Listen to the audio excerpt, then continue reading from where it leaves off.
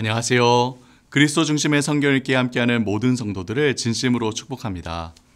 우리가 구약 성경의 첫 번째 파트인 모세오경부터 말씀을 읽기 시작했는데 어느새 구약의 마지막 부분인 선지서를 읽고 있습니다.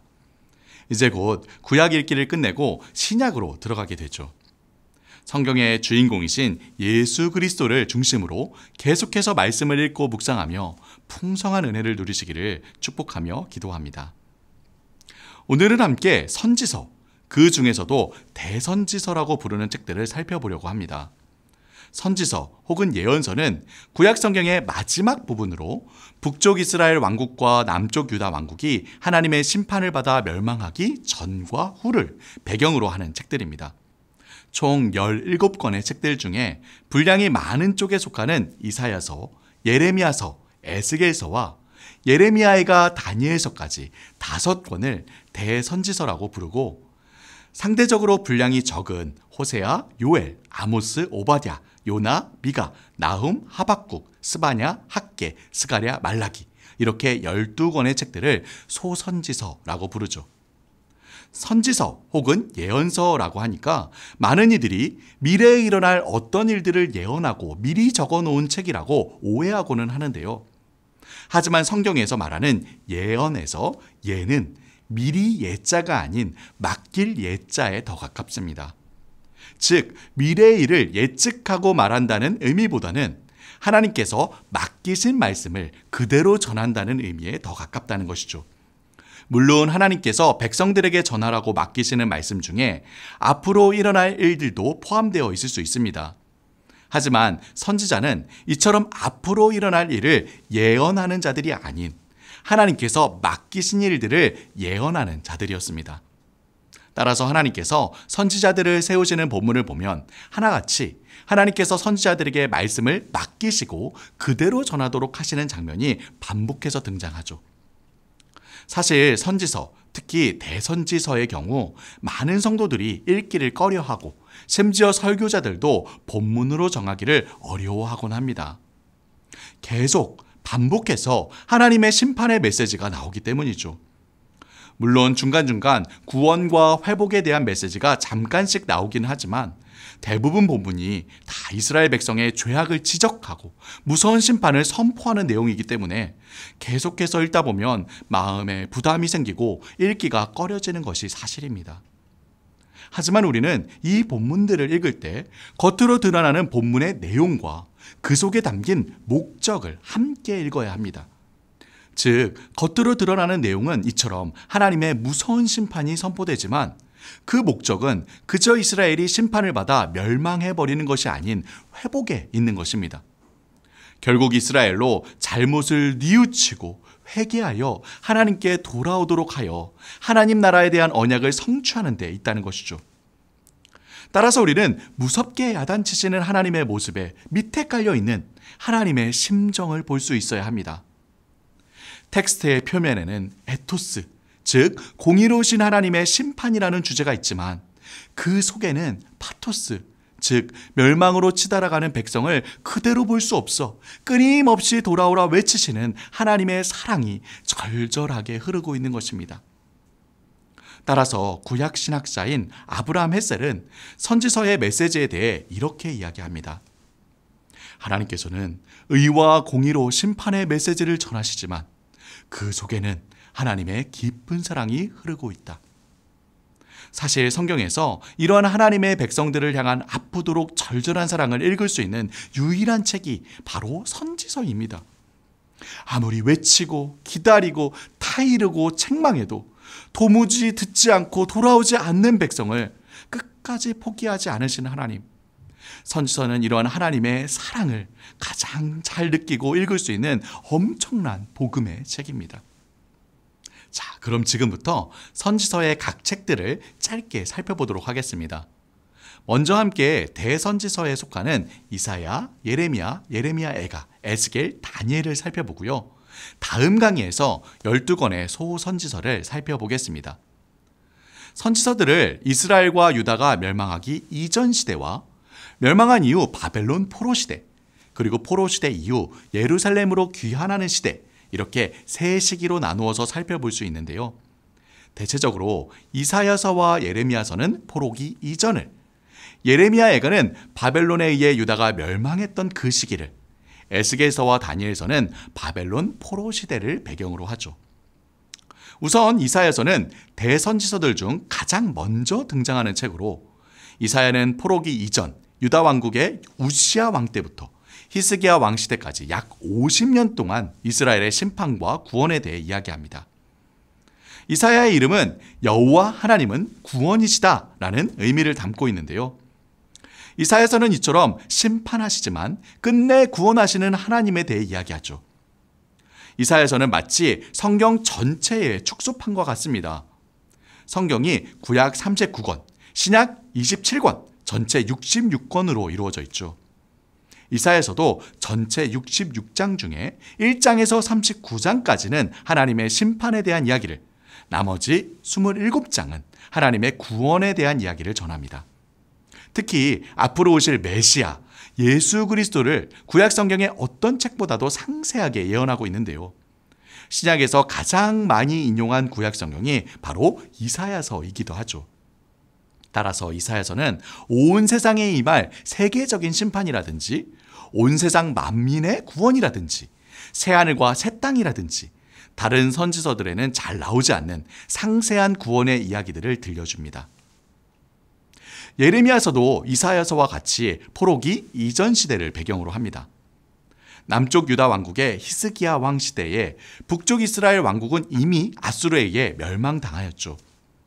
예레미야는 이후에 요시야 왕이 유다를 다스린 지 13년이 되는 해부터 결국 남쪽 유다도 바벨론 왕국에 의해 멸망하기까지 약 40년 동안 선지자로 사역하며 하나님의 말씀을 전했습니다. 많은 신학자들이 예레미야를 가리켜 눈물의 선지자라 부르는데요. 예레미야서를 보면 곳곳에서 예레미야가 애통하며 눈물을 흘리는 모습을 보게 됩니다. 예레미야 이름은 여호와 하나님께서 던지신다는 뜻을 담고 있는데요. 예레미야는 자기 이름의 이 뜻대로 하나님의 무서운 심판을 몸소 체험합니다. 백성에게 거부당하고 미움을 받고 매를 맞고 감옥에 갇히고 결국 자신이 전했던 심판의 메시지가 실제로 눈앞에서 펼쳐지는 모습을 지켜보며 하나님의 심판을 온몸으로 느끼며 끊임없이 울 수밖에 없었죠. 예레미야서는 이러한 예레미야 선지자가 전한 하나님의 심판의 메시지와 예레미야의 고뇌와 번민이 담긴 여러 이야기들을 담고 있습니다.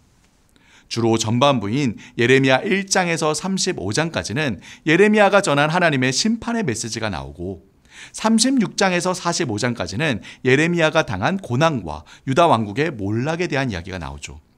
마지막 46장에서 52장까지의 이야기는 이후 온 세상을 향한 하나님의 심판의 메시지가 마치 부록처럼 등장합니다. 예레미야서의 내용이 예레미야 애가로 이어지는데요. 애가, 슬플 애의 노래가, 예레미야의 슬픈 심정을 읊은 노래라는 의미이죠. 예레미야는 자신이 전했던 하나님의 무서운 심판의 메시지가 그대로 눈앞에서 이루어져 예루살렘 성과 성전이 다 무너지고 성벽이 회파되고 자기 민족이 죽고 포로로 잡혀가는 참상을 지켜보며 극심한 슬픔에 잠겨 이 책을 씁니다. 내 눈이 눈물에 상하며 내 창자가 끊어지며 내 간이 땅에 쏟아졌으니 내 고초와 재난 곧 쑥과 담즙을 기억하소서. 예레미야는 고통 속에 통곡하며 울부짖습니다. 예레미야 애가는 총 5편의 애가로 구성되어 있는데요. 1장은 파괴된 성읍에 대해, 2장은 짓밟힌 민족에 대해, 3장은 애통하는 선지자 자기 자신에 대해, 4장은 잃어버린 예루살렘의 영광에 대해 각각 슬퍼하며 노래하는 시들로 구성되어 있죠. 끝으로 5장은 잘못을 뉘우치고 회개하는 기도가 등장합니다. 유대인들은 각 주요 절기마다 꼭 기억하고 읽는 5권의 성경이 있는데요. 아가서, 룻기, 전도서, 에스더서, 그리고 이 예레미야 애가입니다. 이를 5개의 두루마리라고 해서 오축이라고 부르는데요. 예레미야 애가의 경우 예루살렘 성의 함락을 기억하는 절기에 모든 공공집회 장소와 각 가정에서 낭독된다고 하죠. 자, 다음은 에스겔서입니다. 이사야서와 예레미야서가 바벨론에 의해 유다가 멸망하기 이전 시대를 배경으로 하는 반면, 에스겔서는 바벨론에 의해 유다가 멸망당하는, 또 멸망당한 이후의 시대를 배경으로 합니다. 에스겔은 바벨론이 3차에 걸쳐서 유다 왕국을 몰락시키는 과정에서 2차 침략 때에 포로로 잡혀가 이미 바벨론 땅에서 포로 생활을 하며 거주하고 있었습니다. 에스겔은 제사장 출신이었는데요. 그는 제사장으로서 훈련을 받던 중 25살에 포로로 끌려갔고, 이로부터 5년 후 보통 제사장으로 임명되는 나이인 30살에 하나님으로부터 제사장이 아닌 선지자로 부름을 받게 됩니다. 그리고 예루살렘의 함락과 유다 왕국의 완전한 몰락의 정점에서 하나님의 말씀을 전하기 시작하죠. 에스겔의 가장 큰 특징 중 하나는 그가 하나님의 말씀을 전할 때 말로만이 아니라 온몸으로 전했다는 점입니다. 하나님께서는 아무리 수많은 선지자들을 보내어 하나님의 말씀을 전해도 전혀 듣지 않은 유다 백성을 향해 이제는 에스겔을 통해 여러 상징적인 행동으로 하나님의 말씀을 눈으로 직접 보게 하십니다. 물론 다른 선지자들도 종종 이처럼 상징적인 행동으로 하나님의 말씀을 전하긴 했지만, 에스겔은 끊임없이 반복해서 하나님께서 시키시는 여러 상징적인 행동들을 통해 하나님의 말씀을 눈앞에 보여주었던 선지자이죠. 에스겔서 말씀의 핵심은 에스겔서 11장 16절 17절에서 발견할 수 있는데요. 흩으시지만 다시 모으시는 하나님이라고 볼 수 있습니다. 에스겔서도 다른 선지서들과 마찬가지로 전반부인 1장에서 24장까지는 유다 왕국이 멸망하기 이전 시대를 배경으로 흩으시는 하나님, 심판하시는 하나님을 이야기하고, 후반부인 25장에서 48장까지는 유다 왕국이 멸망한 이후 시대를 배경으로 모으시는 하나님, 회복시키시고 언약을 이루시는 하나님을 이야기하죠. 하지만 예레미야서가 유다 왕국이 정말 멸망하는 정점에서 하나님의 심판과 이에 대한 슬픔을 좀 더 강조하고 있다면, 에스겔서는 멸망 이후의 회복과 희망에 대해 좀 더 강조하고 있습니다. 하나님께서 강하게 하신다. 이 에스겔의 이름의 뜻처럼 에스겔서에는 심판 이후 회복시키시는 하나님을 부각하고 있는 것이죠. 자, 이제 마지막 다니엘서를 살펴보겠습니다. 다니엘서는 대선지서의 다른 책들과는 또 다른 배경에서 쓰여진 책입니다. 에스겔이 바벨론의 포로로 잡혀오기 8년 전, 다니엘은 1차 바벨론 침략 때에 먼저 바벨론 땅에 포로로 잡혀오게 되죠. 다니엘서는 이 바벨론의 1차 침공부터 2차, 3차에 걸친 유다의 멸망까지, 또 이후에 바벨론 왕국이 몰락하고 유다 백성이 예루살렘으로 귀환하기까지 정말 광범위한 시대를 배경으로 합니다.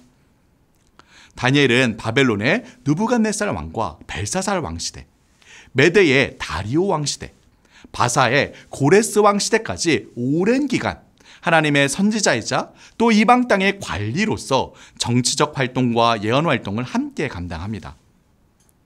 다니엘서에는 성경에서 가장 많이 알려진 이야기들 중 두 가지 이야기가 등장하죠. 바로 다니엘이 사자굴에 던져졌지만 살아남은 이야기와 다니엘의 세 친구가 또 풀무불에 던져졌지만 살아남은 이야기입니다. 다니엘의 이름은 하나님은 심판이시라, 이런 의미를 담고 있는데요. 다니엘서는 이처럼 하나님의 심판이 임하여 포로로 잡혀간 유다 백성이 얼마나 극심한 고통을 당하는지 세세하게 이야기하지만, 또 한편 그곳에서도 하나님께서는 하나님의 백성과 함께 하시며 그들을 지키시고 보호하시고 하나님의 살아계심을 온 세상으로 알게 하신다는 메시지를 전합니다. 따라서 다니엘서에는 반복해서 다니엘이 하나님의 큰 은총을 받은 자라고 언급하고 있죠. 다니엘서 전반부인 1장에서 6장까지는 이처럼 다니엘과 유다 백성이 바벨론의 포로로 잡혀가 어떤 일들을 겪었는지 이야기합니다. 하지만 후반부인 7장에서 12장까지는 상대적으로 덜 알려진 다니엘이 본 환상에 대한 이야기가 나오는데요. 이 환상의 핵심은 다니엘서 7장 14절, 그의 권세는 소멸되지 아니하는 영원한 권세요, 그의 나라는 멸망하지 아니할 것이니라 입니다. 하나님께서는 이 기이한 환상을 통해 이미 심판받은 유다 백성을 위로하시며, 동시에 반드시 하나님께서 유다 백성뿐 아니라 온 세상, 온 우주를 회복시킬 것을 알려주시죠. 자, 지금까지 대선지서의 각 책들을 간단하게 살펴보았습니다. 다니엘, 심판하시는 하나님, 예레미야 던지시는 하나님, 하지만 끝내 이사야 구원하시는 하나님, 에스겔 강하게 하시는 하나님. 선지자들의 각 이름에 담긴 의미가 대선지서 말씀을 통해 전해집니다. 계속되는 심판의 이야기 속에 낙심하지 마시고 그 속에 담긴 하나님의 심정, 절절한 하나님의 사랑을 느끼며 구약의 마지막 책들인 선지서를 통해 더 선명해지는 우리의 유일한 희망, 메시아 예수 그리스도를 대망하는 모든 성도들이 되시기를 주님의 이름으로 축복합니다.